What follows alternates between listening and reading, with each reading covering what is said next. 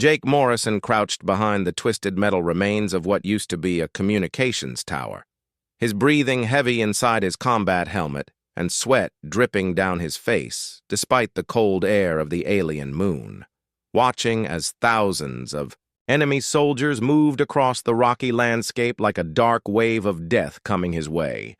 their strange insect-like bodies gleaming under the pale light of two distant suns that hung in the purple sky above this god-forsaken place where he was. About to die alone and forgotten? Far from the green fields of Iowa, where he grew up helping his father fix old tractors and dreaming of adventures among the stars, never imagining that those adventures would lead him here to this moment where he stood as the last living member of the 47th Colonial Defense Force, surrounded by the bodies of his friends and fellow Marines who had fought and died trying to hold this position for 3 days straight against an enemy that seemed to have no end to their numbers or their hunger for human blood. The communication relay station behind him still hummed with power. Its massive dish pointed toward the stars where human ships waited for word about the Zephyrian invasion. And Jake knew that as long as that relay kept working, the colonies in this sector would have warning when the alien fleet moved to attack.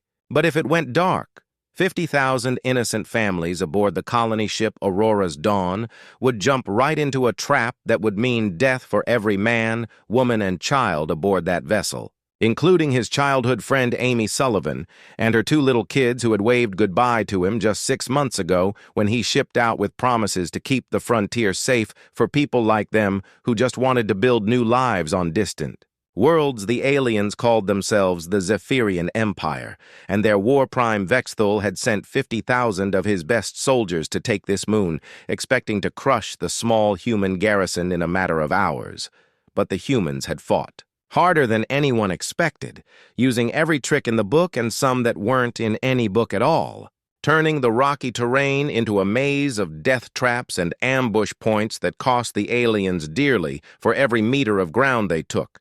But 3 days of continuous fighting had taken its toll on the defenders, and now Jake was all that remained, of a unit that had started with 200 brave souls who believed they could hold the line against impossible odds. Pete Williams had been the first to fall, taking a plasma blast to the chest while trying to repair a damaged gun emplacement.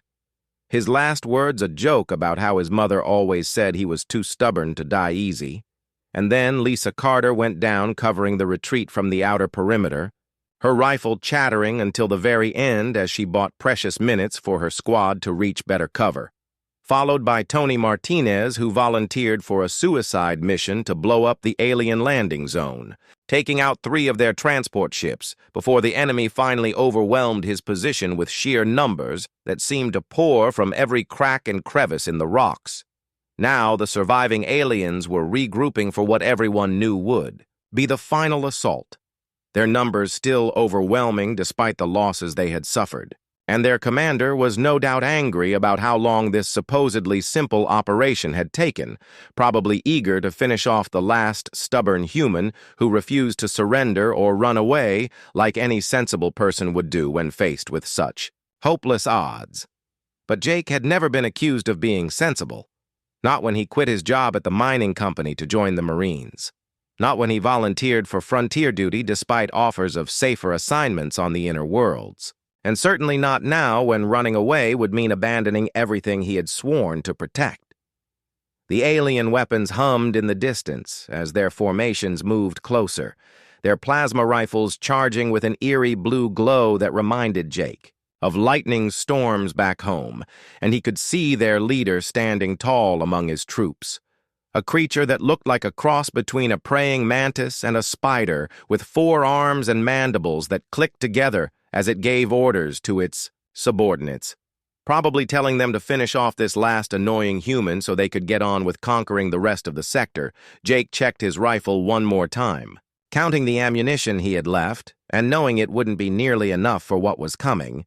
But he had learned long ago that sometimes the most important battles weren't about having enough bullets or the best equipment. They were about having enough heart to keep fighting when everything seemed lost. And as he watched the alien horde advance toward his position, Jake Morrison smiled grimly and prepared to show these invaders exactly what one determined human warrior could do when he had nothing left to lose and everything to fight for. Jake Morrison didn't run when the first wave of alien hover tanks crested the ridge, their sleek forms floating silently through the thin atmosphere while energy weapons swiveled to target his position,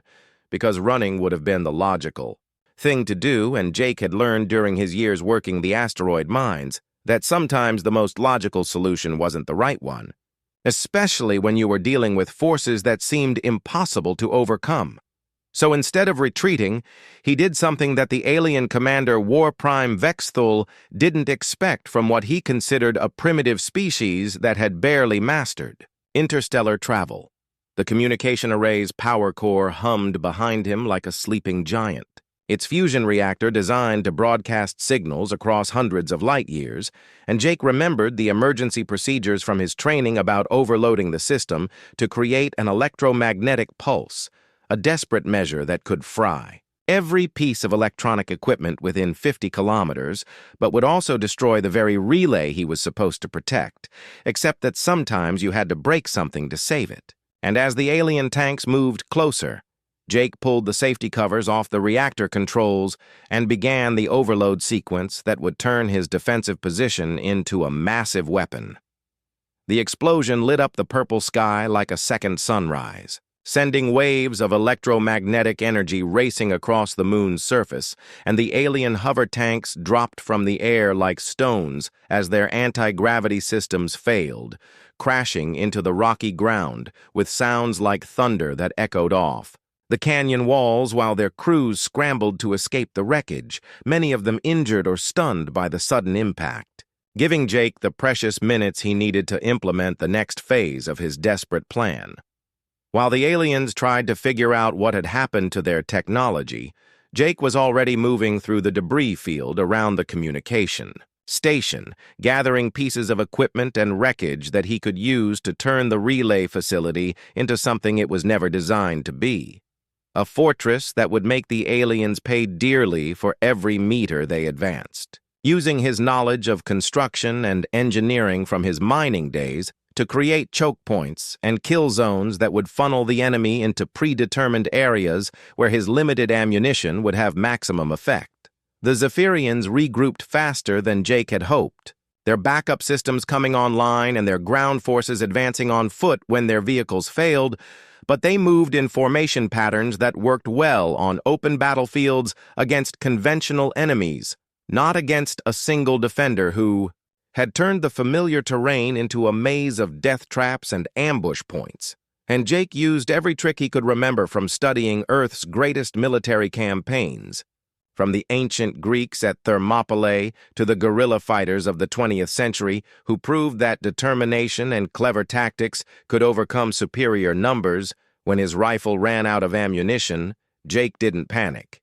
Instead, he grabbed a plasma cutter from the station's maintenance shop and rigged it to work as a weapon, its focused energy beam capable of slicing through alien armor like butter. And when that power cell died, he switched to explosive charges normally used for mining operations, turning the surrounding rocks into improvised grenades that sent deadly fragments flying in all directions whenever the aliens tried to advance through the narrow passages he had created. The alien soldiers had trained for years to fight against enemies that followed predictable patterns, armies that moved in organized formations and used standard military tactics. But Jake Morrison fought like no enemy they had ever encountered, appearing from unexpected angles to strike at their flanks, before disappearing into the maze of twisted metal and broken stone that had once been an orderly communication facility, using the moon's low gravity to leap between buildings and positions that should have been impossible to reach. War Prime Vexthul watched from his command post as his casualty reports climbed higher and higher, each hour bringing news of another squad lost to the humans' unpredictable attacks, and for the first time in his long military career, the Zephyrian commander began to doubt whether his forces could achieve their objectives. Because this wasn't how warfare was supposed to work according to everything he had learned during his rise through the ranks of the Empire's military hierarchy. The night brought no relief for the alien forces, because Jake had spent his youth hunting in the woods around his family farm, learning to move silently through rough terrain and track prey that didn't want to be found. Skills that translated perfectly to the deadly game of cat and mouse he was playing with soldiers who depended too heavily on their advanced technology and hadn't expected to face an enemy who could adapt and improvise with such deadly effectiveness. Dawn of the second day, Jake had reduced the alien legion's effective strength by nearly 15,000 casualties, not through superior firepower or advanced weapons, but through the simple human ability to look at a hopeless situation and find a way to make it work in his favor, turning every disadvantage into an opportunity and every piece of equipment into a potential weapon, proving that sometimes the most dangerous enemy isn't the one with the biggest guns, but the one who refuses to give up no matter how bad things get. Night fell across the alien moon like a purple blanket studded with unfamiliar stars, and Jake Morrison crouched in the ruins of what used to be the station's main control room, his armor's power cells showing red warning lights that meant he had maybe 6 hours of life support remaining, his water supply long since exhausted, and his body running on nothing but adrenaline and stubborn determination. While outside in the darkness, 35,000 alien warriors waited for dawn to launch what everyone knew would be the final assault that would either end this battle or end Jake's life.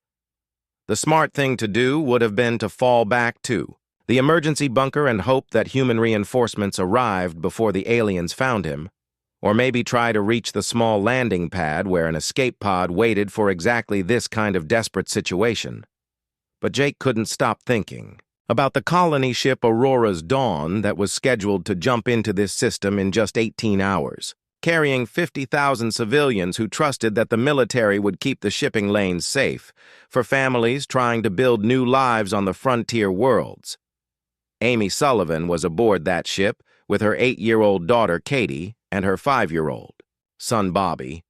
and Jake remembered the last time he saw them back on Earth when Amy's husband died in a mining accident, how she hugged him tight and made him promise to stay safe out there among the stars, never knowing that her childhood friend would end up being the only thing standing between her children and an alien fleet that had already destroyed 7 human colonies without bothering to take prisoners or show mercy to anyone who got in their way.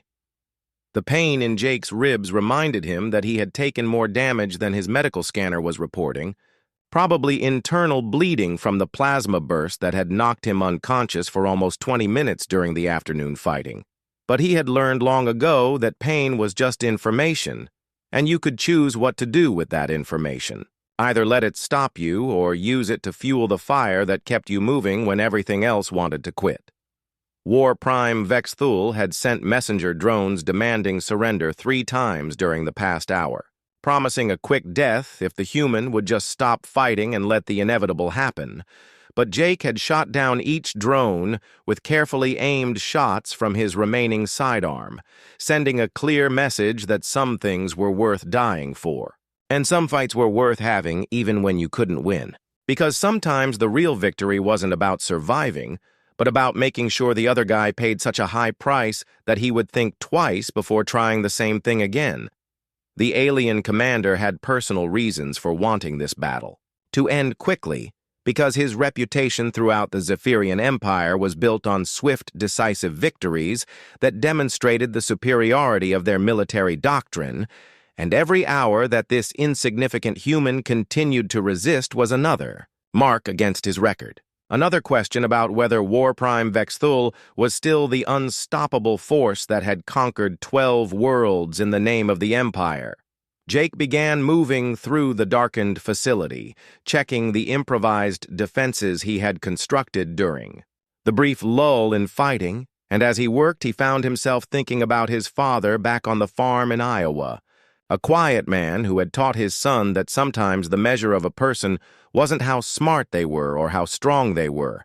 but how long they could keep going when everything seemed hopeless, like the time they worked for 3 days straight to save the corn crop from an early frost, or the winter when they kept the old tractor running with spare parts and determination long after any sensible person would have given up. The thermal charges he had salvaged from the mining equipment were positioned at key points throughout the canyon where the aliens would have to advance. each one carefully placed to cause maximum damage to enemy formations while creating rock slides that would block their retreat routes, turning the natural geography of the moon into a weapon that would make the Zephyrians pay dearly for every meter of ground they gained. Jake's greatest advantage wasn't his weapons or his training, but the simple fact that he was fighting for something bigger than himself, while the aliens were just following orders from commanders who saw this battle as nothing more than another step in their conquest of the galaxy. And that difference in motivation made Jake dangerous in ways that the Zephyrian military doctrine had never accounted for,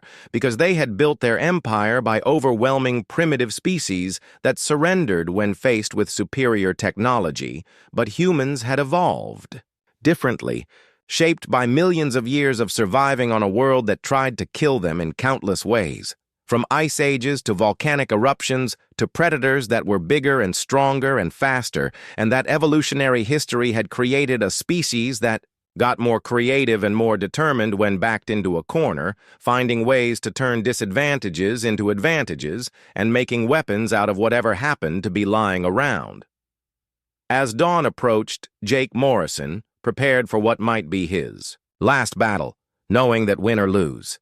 He had already accomplished something important by proving that humans wouldn't go quietly into the darkness, that every world the aliens wanted to take would cost them blood and time and resources, and maybe that would be enough to make them think twice about continuing their expansion into human space, or at least buy enough time for the colonies to prepare better defenses against the next wave of attacks that would surely come. Dawn came to the alien moon with the harsh light of twin suns that cast strange double shadows across the battlefield, and Jake Morrison watched from his concealed position as the Zephyrian shock troopers began their advance, their insect-like forms moving in perfect coordination as they tried to flank his position through the narrow canyon that led to the eastern approach of the communication station. But Jake had spent the dark hours before sunrise preparing a surprise that would turn their own tactical superiority against them. The aliens moved with the confidence of soldiers who had conquered 17 different species across the galaxy, their plasma weapons humming with deadly energy and their communications gear chattering with tactical updates as they closed in on what they believed was a cornered and desperate human who had somehow managed to delay the inevitable for longer than anyone expected. But they didn't understand that Jake Morrison had grown up in mining country, where you learned to think 3 steps ahead because one mistake could bring a mountain down on your head. Jake waited until the entire flanking force was committed to the canyon approach before he triggered the first of his thermal charges, the explosion sending tons of rock cascading down from the cliff faces above, and in the confusion that followed, he activated his backup plan, using plasma weapons he had salvaged from dead aliens to create improvised explosives that brought down even more of the canyon walls, trapping the shock troopers in a killing zone where their superior numbers became a liability instead of an advantage. The rigid command structure that made the Zephyrian military so effective in conventional warfare began working against them, as lower-ranking soldiers waited for orders that couldn't come through the electromagnetic interference created by Jake's sabotage of their communication systems. And while they stood in formation wondering what to do next, Jake was already moving to implement the next phase of his plan, using knowledge gained from studying the alien equipment. During quiet moments between attacks, War Prime Vexthal had made the mistake of underestimating human adaptability, assuming that a species that had only recently developed faster-than-light travel couldn't possibly understand Zephyrian technology well enough to use it effectively. But Jake had spent years working with complex machinery in the asteroid mines, learning to repair and modify equipment under pressure, skills that translated perfectly to jury-rigging alien weapons into tools that their designers never intended, when Jake hijacked one of the Zephyrian communication frequencies and began broadcasting false coordinates. Entire battalions found themselves firing on each other in the confusion, their strict adherence to tactical doctrine preventing them from questioning orders that seemed to come from legitimate command channels, and by the time their officers realized what was happening, hundreds more casualties had been added to the growing list of losses that made this simple operation look more like a military disaster. The alien soldiers had been trained to fight enemies that followed predictable patterns, armies that used standard weapons and conventional tactics. But Jake Morrison fought like a force of nature, appearing where he wasn't expected and disappearing before they could respond, using the moon's geology against them in ways that turned every advance into a potential trap. Every position into a place where death might be waiting behind the next rock or around the next corner. Jake's ammunition had run out hours ago, but he had learned to make weapons from whatever materials were available, turning maintenance tools into deadly implements and using the aliens' own technology against them, proving that sometimes the most dangerous enemy wasn't the one with the best equipment, but the one who could think outside the boundaries that limited everyone else's imagination. Battle became a deadly game of cat and mouse that stretched across the entire facility, with Jake using his intimate knowledge of the terrain to stay one step ahead of pursuers who had superior firepower but lacked the flexibility to adapt when their standard procedures failed to work, and each successful ambush taught him more about how the aliens thought and moved, knowledge that he used to plan even more effective attacks. By midday, Jake had reduced the alien legion to fewer than 20,000 effective troops, not through superior technology or overwhelming force, but by exploiting the weaknesses inherent in any military organization that valued conformity over creativity, proving that a single human warrior who refused to follow the rules could accomplish things that entire armies might find impossible. War Prime Vexthul faced something he had never encountered in 3 decades of conquest. The possibility that his supposedly invincible legion might actually be defeated by a single defender who represented everything the Zephyrian Empire had been taught to despise about primitive species, their chaotic unpredictability and their refusal to accept defeat even when logic dictated that resistance was futile.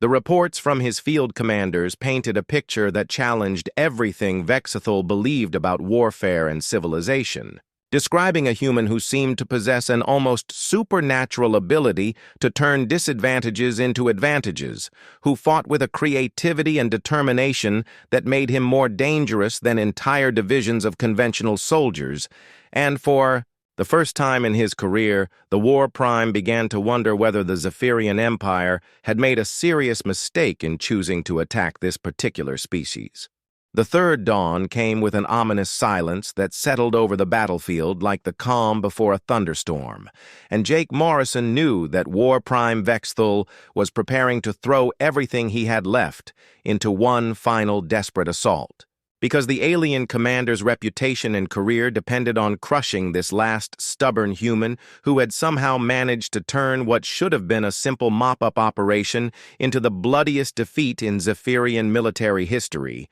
Jake's armor was failing, its power systems damaged beyond repair, and its life support running on emergency reserves that would last maybe 2 hours, while his body screamed with pain from wounds that his medical kit couldn't properly treat. But he had learned long ago that the human spirit could endure things that would break more sensible creatures, and as he prepared his final defensive position atop the communication array's central tower, he thought about all the people counting on him to hold this line just a little bit longer.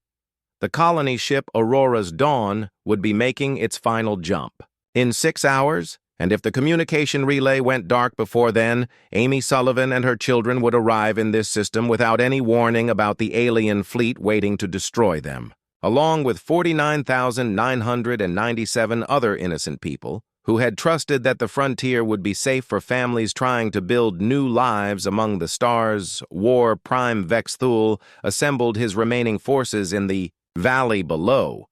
Fewer than 3,000 effective troops out of the 50,000 elite soldiers he had landed with just 3 days ago. And even those survivors were demoralized and exhausted by fighting an enemy who seemed to possess an almost supernatural ability to anticipate their moves and turn their own strengths against them. proving that sometimes the most dangerous opponent wasn't the one with superior technology, but the one who refused to give up no matter how hopeless things became. Jake could see the alien commander standing among his troops, his four arms gesturing. As he addressed soldiers who had been taught since birth that the Zephyrian Empire was destined to rule the galaxy, that primitive species like humanity were obstacles to be swept aside without a second thought. But now they faced the possibility that their entire worldview might be wrong, that these supposedly inferior humans might actually be capable of fighting back with devastating effectiveness.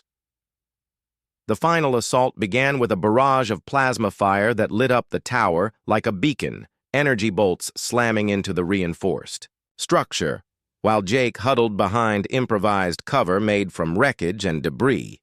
waiting for the right moment to implement his last desperate gambit, a plan so dangerous that it would probably kill him even if it worked. But sometimes, sacrifice was the price of victory, and Jake had accepted that price the moment he decided to make his stand as the alien troops stormed up the tower's external ramps. Jake moved to the communication array's main transmitter, a massive piece of equipment designed to broadcast signals across hundreds of light years using power drawn directly from the facility's fusion reactor. And he began the process of overloading the system's safety controls, turning the transmitter into a directed energy weapon that would release enough electromagnetic radiation to fry every piece of electronic equipment on the moon. The procedure required manual input at 17 different control stations spread throughout the tower, a safety measure designed to prevent accidental overloads. But Jake had memorized the sequence during his years of studying communication systems. And as alien soldiers poured into the lower levels, he raced from station to station, entering codes and activating switches while plasma bolts burned the air around him. War Prime Vexthul led the charge personally, his honor and reputation depending on being the one to kill this impossible human who had cost him an entire legion. But as he climbed the tower's spiral ramp, he began to realize that something was wrong. That the human wasn't trying to escape or even defend himself anymore, that he was working frantically at some kind of equipment that hummed with increasing power. Jake reached the final control station just as the alien commander burst into the transmitter room, his plasma rifle trained on the human who had caused so much destruction. But Jake was already pulling the last switch that would complete the overload sequence, and as the transmitter began to glow with deadly energy, he looked Vexthul in the eye and smiled.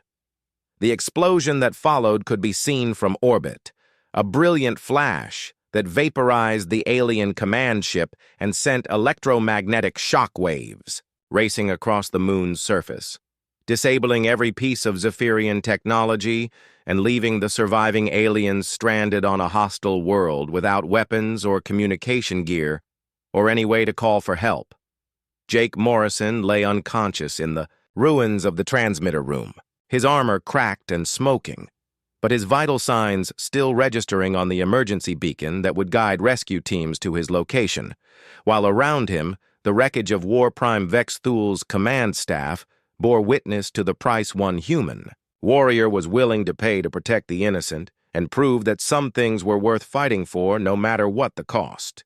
12 hours after the great flash that lit up the alien moon like a second sun, the human reinforcement fleet dropped out of hyperspace to find the communication relay still functioning despite the massive damage to its superstructure, its automated systems continuing to broadcast the all-clear signal that had warned the colony ship Aurora's Dawn away from the Zephyrian trap and saved 50,000 innocent lives from certain death.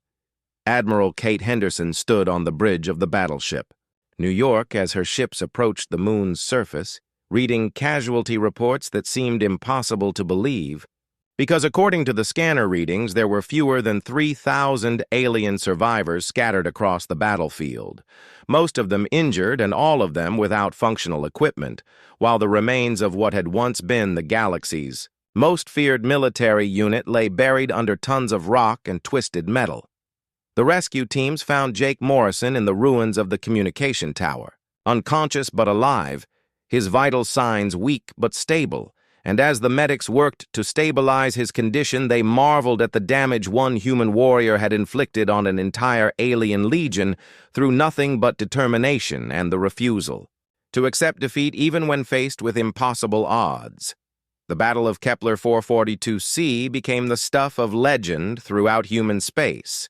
a story that parents told their children about the Marine sergeant who stood alone against 50,000 aliens and won, proving that humans possessed something that no amount of advanced technology could replicate, a spirit that grew stronger. When backed into a corner and found ways to achieve victory, even when logic said it was impossible.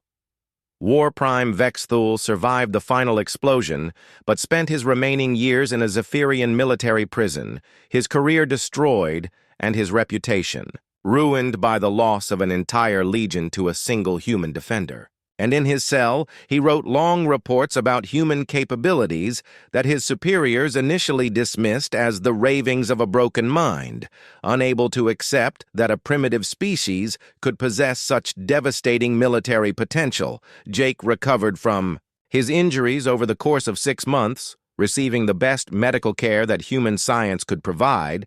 and when he was finally released from the hospital, he found himself promoted to lieutenant colonel and awarded the Medal of Galactic Service, the highest honor that the Colonial Defense Force could bestow, though he insisted that he had only done what any Marine would do when faced with a choice between duty and survival. The real impact of Jake's victory wasn't measured in medals or promotions, but in the fundamental change it brought to humanity's relationship with the rest of the galaxy. Because word of the battle spread quickly through the interstellar community, carried by traders and diplomats who couldn't stop talking about the species that had defeated the Zephyrian Empire's elite troops through sheer stubborn determination. Other alien civilizations began approaching humanity as equals rather than primitives to be conquered or ignored, recognizing that a species capable of producing warriors like Jake Morrison deserved respect and careful consideration before anyone made the mistake of underestimating them again. The Zephyrian Empire itself underwent a period of internal upheaval, as military leaders questioned whether their doctrine of overwhelming force was adequate against enemies who could adapt and improvise with such deadly effectiveness, and eventually they approached human diplomats with proposals for peace negotiations that acknowledged humanity's right to exist as an independent galactic power. Amy Sullivan and her children arrived safely at their new home on the colony world of New Harmony, never knowing how close they had come to destruction. Though Amy sometimes wondered why her old friend Jake had such a haunted look in his eyes when he visited them during his recovery leave, not understanding that some victories came with a price that could never be fully paid. The communication relay on Kepler 442c was rebuilt and expanded into a major military installation, renamed Fort Morrison in honor of the Marine who had held it against impossible odds, and the new facility included a museum where visitors could see the twisted remains of alien equipment and read the story of one human's refusal to surrender when everything seemed lost. But perhaps the most important legacy of Jake Morrison's stand wasn't the medals or the monuments or even the peace treaty with the Zephyrian Empire, but the message it sent to every human colony on the frontier that when darkness came and the odds seemed impossible, there would always be someone willing to stand up and fight for what was right, proving that the greatest weapon humanity possessed wasn't advanced technology or superior numbers, but the simple determination to never give up hope even when hope seemed foolish. Years later, when other alien empires looked at the star charts and considered whether to expand into human territory, they remembered the Battle of Kepler 442c and the single warrior who had changed the course of galactic history, and they chose to seek friendship rather than conquest, understanding that humanity was a species that would never go quietly into the darkness.